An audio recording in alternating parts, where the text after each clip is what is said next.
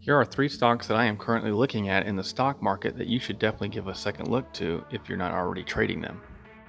In full disclosure, this is just my personal sentiment and my recommendations. This is not financial advice. So one of the first stocks that I'm currently looking at is in the telecommunications sector, and that is AT&T. However, Verizon Wireless and T-Mobile are also down today.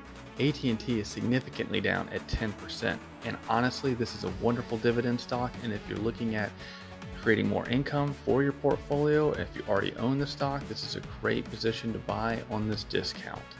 So as of today's trading, AT&T stock, ticker symbol T, is currently providing a dividend to its shareholders of just over 5.6%. Guys, that is a fabulous dividend for a very stable company that should remain around for the next couple of decades. Again, great discount, great entry price here. I have no problems if you were to buy the stock or write puts against it to be assigned the stock if there was a little bit more of a drop in the stock. But honestly, at these levels, I am completely okay with you buying here. Now, the big winner today in today's trading has been DR Horton. Builder stocks have had a pretty good substantial move over the year, but particularly DR Horton. Why is that? Well, there's a lot of people not selling their house because they don't like the market conditions, whether they don't want to get rid of their low interest rate after buying a home in the last few years, and or it's not really a seller's market, so they just don't want to entertain a lower price for the home.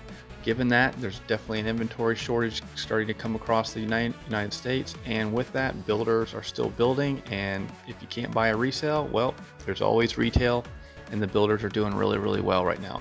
However, this is trading right around at its 52-week high. I think this just met a new 52-week high for the stock. Not really a buyer of this strength. However, I have no problem if you want to sell covered calls if you currently own the stock, or if you don't, I have no problem if you write some out the money naked calls against it.